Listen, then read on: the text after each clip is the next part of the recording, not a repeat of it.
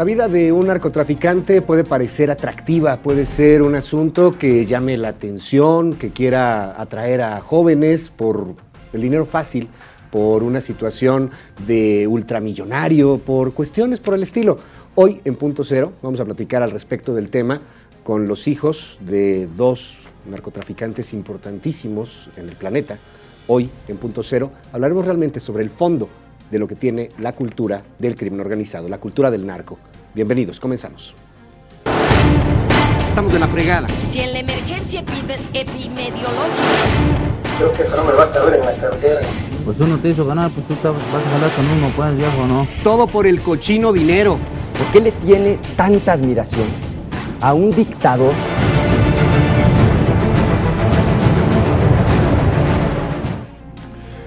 Bienvenidos a Punto Cero. Hoy en Punto Cero vamos a platicar con Mónica Leder, hija de Carlos Leder. Mónica, bienvenida. Hola. A Punto Cero. ¿Cómo estás? Un placer. Bien, muchas gracias. Gracias por tenernos acá. Al contrario, gracias por acompañarnos. Y platicaremos también con Juan Pablo Escobar, hijo de Pablo Escobar. Hola, ¿cómo estás? Bienvenido, Juan Pablo. Gracias. Muchas gracias por estar aquí. Hay muchas historias atrás de la vida del crimen organizado, de la vida de los grandes capos o de los grandes narcos. Hay quien dice que es el camino fácil, que es la vida sencilla y es muy atractivo. Hoy lo primero que yo les quiero preguntar a ustedes dos que están aquí con nosotros, ¿son multimillonarios? ¿Viven en yates, lujo, algo por el estilo? ¿Quién quiere empezar? Mónica. No, pues la verdad, todo eso tan glorioso que pintan del narcotráfico nunca ha sido parte de mi vida. Es una imagen que sí es la común, lo que muestran de pronto en series, en televisión, pero esa no es la realidad. A nosotros pues, nos ha tocado vivir la realidad y pues no vivimos de nada de estos lujos. No es una vida de lujos. Pues mira, justamente tuvimos la oportunidad recientemente de dar una conferencia en conjunto y le mostramos a más de 5,000 jóvenes mexicanos, gracias a la Fundación Convivencia Sin Violencia, 3 por México, que nosotros, en el final de nuestros padres, en el caso de Mónica, es la cárcel, les mostramos imágenes que a nuestro juicio son fuertes porque está completamente encadenado su cuerpo, o mi padre en la morgue, que es, digamos, los únicos 2 caminos, los únicos 2 lugares a los que puedes llegar si ingresas en esa vida. ¿El narco te lleva a la cárcel o te lleva a la muerte? No hay otro fin. Vayamos por partes, vayamos por historias. Mónica, tú has visto a tu padre muy pocas veces. Lo viste la primera vez, tengo entendido, cuando tenías 9 años de edad. Sí, ingresé a un programa de protección a testigos con los Estados Unidos. Mi papá está preso en este momento. Fue extraditado en 1987 hacia los Estados Unidos. Y puedo decir que cuando ingreso a este programa de protección, fui llevada a este país y a los 9, 10 años tuve la oportunidad de alguna manera de conocer a mi padre por primera vez. Hoy en día tengo 35 años, mi padre lleva 31 años preso y en todo este tiempo solo nos hemos podido ver 3 veces. Solo en mi vida he visto a mi papá 3 veces y todas de ellas en prisión. Veces. ¿Cómo es vivir así? ¿Cómo es vivir, y se los quiero preguntar a ambos, con el estigma, porque a final de cuentas hay un estigma, claro, de ser el hijo o la hija de un narcotraficante? ¿Cómo es esto, Juan Pablo? Bueno, es una situación que trae consigo una discriminación social, un prejuicio permanente, sistemático en diferentes ámbitos. En el ámbito de, por ejemplo, un banco a veces no quiere abrirnos una cuenta porque somos hijos de quien somos hijos. ¿Los bancos les cierran las cuentas? Sí, y piensan que porque llevamos un apellido u otro, entonces estamos condenados a seguir la vida criminal de nuestros padres. O sea, yo creo que hemos elegido, Mónica y yo, caminos muy diferentes. Yo soy arquitecto, Mónica es diseñadora de modas, y hemos querido salir adelante por otros métodos y no creemos en la violencia ni en el ejercicio del narcotráfico como si fuera un trabajo al que nosotros estamos condenados a ingresar. Pero sin embargo hay un gran prejuicio social que dificulta conseguir trabajo, conseguir incluso a veces un lugar para estudiar, porque ese gran prejuicio pues genera todo ese tipo de rechazos. Juan Pablo, tú has escrito libros al respecto del tema y has iniciado pues este discurso, este diálogo en torno a una reconciliación, a un pedir perdón o a un ofrecer disculpas en torno al crimen que cometió tu padre o a los crímenes que cometió tu padre.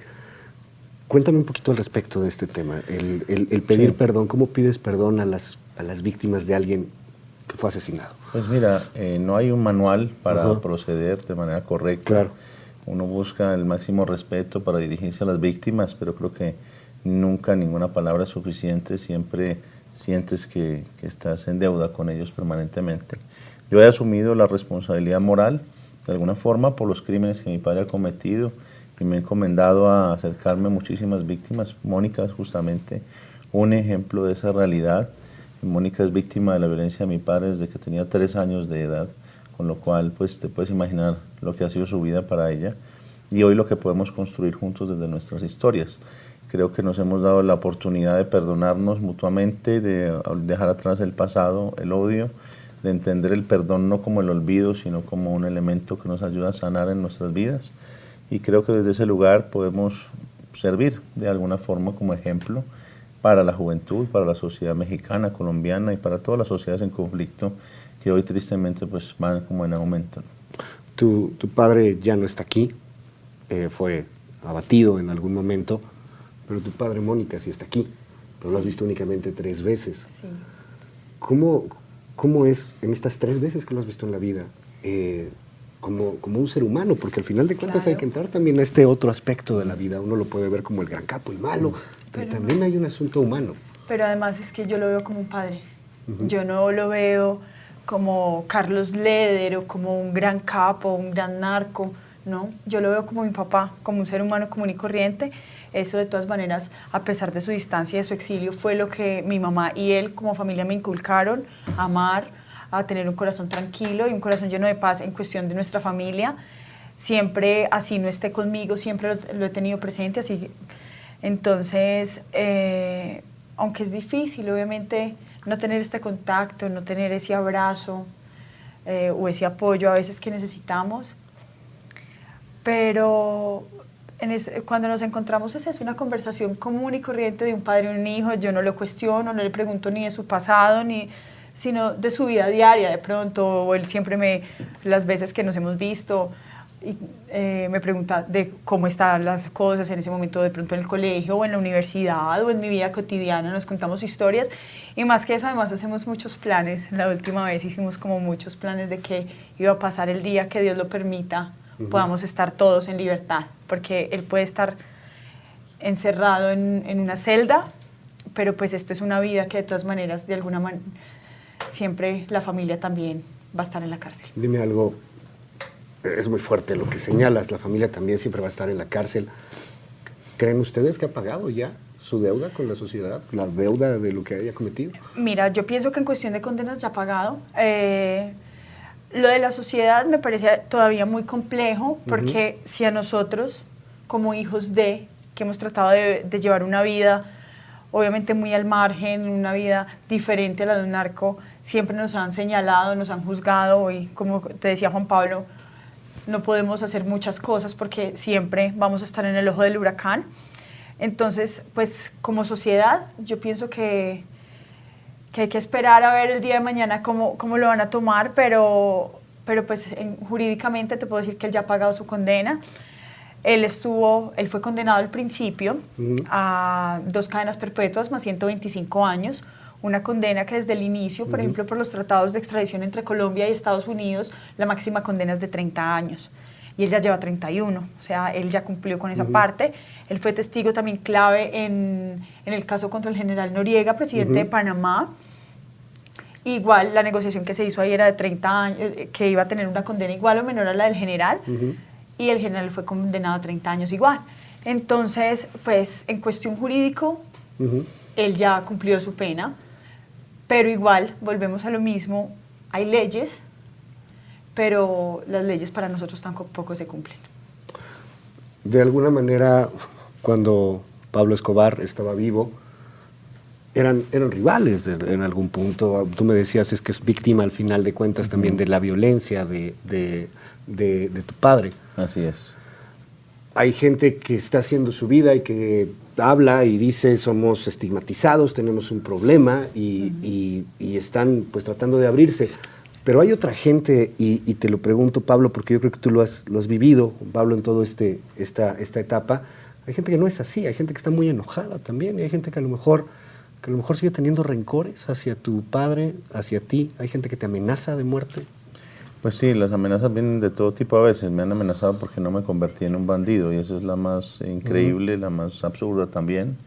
Pues porque he elegido un camino de bien y ser amenazado porque no eres una mala persona, me parece como que ya a qué extremos a veces llegamos en la sociedad. Te amenazaron por no ser un bandido.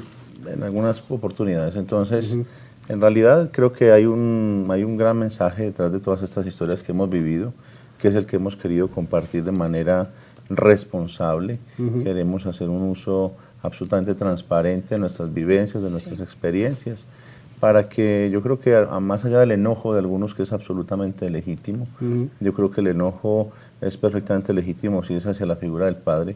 Lo que sí considero que es injusto es que ese enojo sea trasladado a las nuevas generaciones, como si nosotros, pues, los hijos heredáramos los delitos. La ley es clara, que eso no sucede de esa manera, pero la sociedad, sin embargo, opera como en paralelo a la ley y la condena social de alguna forma existe, y esa presunción permanente de culpabilidad que reposa sobre tus hombros como hijo de, es como que siempre hay una gran dificultad para creerte que elegiste ser una buena persona y que elegiste no equivocarte y no hacer un uso irresponsable de la ley. Tenemos que hacer una breve pausa, regresamos y me gustaría también que pudiéramos platicar, así como platicabas hace un momento de tu padre, de Carlos Leder, quisiéramos platicar también de tu padre, del ser humano, de Pablo Escobar. ¿Cómo no? Regresamos, esto es Punto Cero.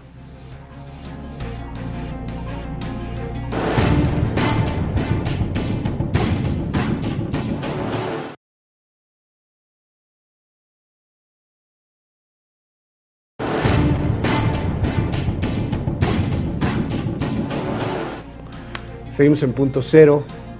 Juan Pablo, cuéntame de tu padre, del otro Pablo Escobar, no del gran capo, no del malo. Cuéntame de tu padre.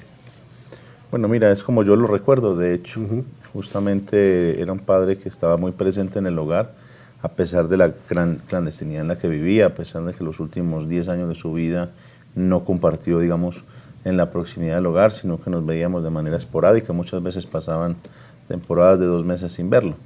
Pero creo yo que también esa ausencia física nos acercó mucho en lo personal, nos hizo generar algún tipo de amistad, de respeto mutuo. Él me permitía hablarle de lo que yo no estaba de acuerdo. Muchísimas veces le reclamé por la violencia que ejercía, hablábamos de lo que él pensaba.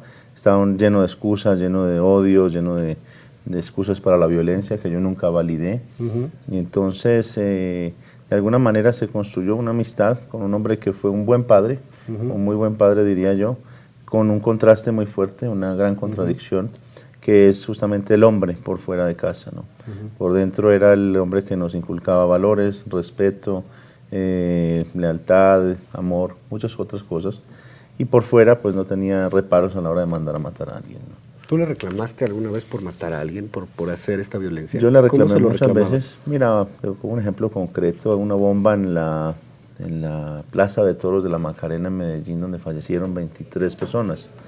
Nosotros, los familiares y toda la sociedad en general en Antioquia, está situada en Medellín, es muy fan de los toros. Entonces allí era muy normal que fueran familia y amigos, y en ese momento pues mi padre ordena la explosión de una bomba y yo le pido que por favor, o sea, que cómo hace semejante cosa, que muy probablemente hasta la propia abuela podría estar ahí, su mamá, y que podría morir. De qué manera pues tomó una decisión. Entonces me da una respuesta que me deja frío, porque me dice: guerra es guerra y se morirá el que se tenga que morir. Es decir, que él estaba incluso considerando la posibilidad, dentro de esa guerra que estaba peleando contra el Estado, de que si algunos podían ser daños colaterales, como les gusta llamarlo a los norteamericanos, pues no tendría nada de qué arrepentirse, ¿no? Él juraba, los medios de comunicación publican algo diferente a la realidad que él me contaba respecto de quienes fallecieron ahí. Se habla de 23 civiles en los medios de comunicación, pero a nivel interno mi papá manejaba una cifra de 18 agentes de inteligencia que hacían las masacres de los jóvenes en Medellín en ese momento. Entonces su historia, para él como contrarrestar mi reclamo, venía por ese lado, ¿no? ¿Cuántos años tenías, Juan Pablo, cuando Unos le das esos reclamos? 14 años aproximadamente. Porque además es la etapa de adolescente, es una etapa también en donde vas formando valores y te enfrentabas a un Pablo Escobar, un Así hijo, a final de cuentas, rebelde. Era más fácil aplaudirlo y estaba rodeado de un séquito de aduladores. ¿Y cómo reaccionaba cuando le reclamabas, cuando su hijo le reclamaba cosas? Pues mira, era un hombre que, como te decía, estaba lleno de excusas para la violencia. Yo le decía eso y me decía, a ti se te olvida que es que la primera bomba que explotó en Colombia nos la pusieron a tu mamá, a tu hermanita, a ti mismo. Yo no me inventé este cuento del narcoterrorismo, lo usaron contra mi familia, yo estoy respondiendo. Es muy difícil cuando te responde de esa manera. Y yo le digo, bueno, a mí la respuesta mía a eso era, a mí me pusieron una bomba, yo estaba ahí, yo sobreviví, gracias a Dios, un milagro. Pero eso no me da derecho o una licencia para salirle a poner bombas a los demás. Era lo que yo le decía a él, para mí, yo no creo que esa sea la manera. Les quiero preguntar, tantos muertos, tanta violencia, tanta sangre, tanto dolor, por las drogas. Por las drogas, por Porque un al final mercado. de cuentas era para vender drogas y mientras había muertos en Colombia, como hoy tenemos muertos en México, Exactamente igual. era para que alguien se metiera cocaína en los Estados Unidos o todavía algo como lo que está sucediendo en estos momentos, se metiera marihuana y ya es legal y lo pueden hacer en Colorado y pagan impuestos y hay toda una industria y aquí en Tijuana te meten a la cárcel por eso. Exacto. Yo Hay les una quiero industria preguntar. multimillonaria, sí. Exacto, es una industria millonaria que paga impuestos y que, perdón, corrígeme si me equivoco, pero que tu padre en algún momento planteó este escenario también. O sea, el hecho de, oigan, ¿por qué no se legaliza esto? Sin duda, bueno, también hay una frase tristemente pues, célebre en algún sentido que dice el padre Mónica en su momento, dice que la cocaína es la bomba atómica para los Estados Unidos. Y eso tiene una repercusión muy fuerte sobre su vida, porque de alguna manera la atención mediática y de las autoridades sobre su persona como tal, pues lo pone en el ojo del huracán de manera inmediata. Justamente creo que es un mundo que tiene un entramado demasiado complejo. La prohibición beneficia más a quienes impulsan la prohibición y que a quienes en realidad pues, se aprovechan de ella. Es decir, los narcotraficantes son muy ricos gracias a este prohibicionismo, pero son mucho más ricos los narcotraficantes de los que nunca se hablan, que son los estadounidenses, pero siempre de alguna manera, hay una mirada sesgada, hay una mirada de Racista. mantener entretenida, podría decirse también, de que es culpa de los carteles mexicanos o de los colombianos o de los venezolanos, y creo que es una responsabilidad de todos. Mónica. Yo pienso que el tema a veces no lo vemos como de la manera correcta. Lo que dice Juan, estoy totalmente de acuerdo con él, aunque he tratado siempre como de mirar un poco más allá. Bueno, a veces te hablan de drogas y no, es ilegal, no se puede consumir, pero lo cual estoy de acuerdo, pues trabajo, de alguna manera tengo un proyecto con habitantes en condición de calle y drogadictos, entonces pues puedo ver cómo esto afecta, un problema como se afecta también desde otro lado, no solo desde mi perspectiva como hija de alguna manera de un narco, pero siempre pienso que los problemas los vemos solo acá y nosotros somos los que vivimos la guerra, mientras allá en los Estados Unidos de pronto es diferente. Y sí pienso que sí se deben tomar hoy en día otro tipo de decisiones al respecto, sea legalizar o sea estar un poco más pendiente, porque además es que ¿qué se está consumiendo hoy en día los jóvenes? ¿Qué tipo de droga? Porque además tanta prohibición lleva que ni siquiera sea un producto puro, sino que mucho más con químicos, hasta en estos días mirábamos como claro, ralladura de las vidrio. Tiene vidrio molido la cocaína gracias al prohibicionismo. No quiere decir que la cocaína sea buena exacto. para el Sí, consumo. pero no es Sí, bueno porque que no te metas queremos vidrio. también decir, No exacto, estaría- que está bueno, Claro, que esté en pro de que entonces sea legal y todo el mundo lo consume y todos nos droguemos. Pero sí, además, existiría, pienso que además unas leyes, de alguna manera, como ha pasado también con el alcohol, que regulan ciertos consumos. Lógicamente, soy fiel creyente de que empezamos por una educación.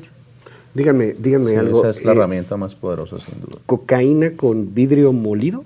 Sí, Es lo para que tienen incrementar el investigación. volumen y maximizar la ganancia a la hora de vender el producto. Es decir, mira, en Bogotá se hizo un experimento bastante particular.